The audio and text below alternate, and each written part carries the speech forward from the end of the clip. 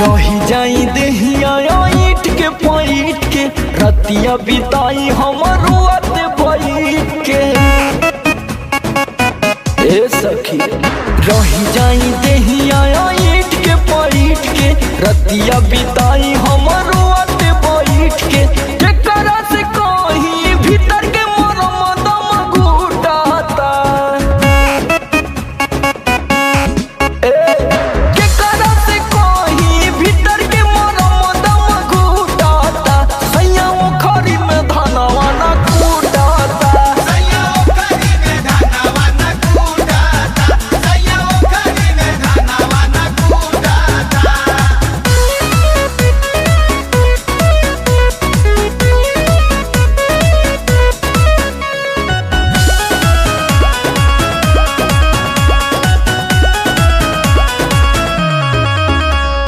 केतनो देखाई झलकाई के बदनिया खोले न मुआ ना ब्लाउज के बटनिया।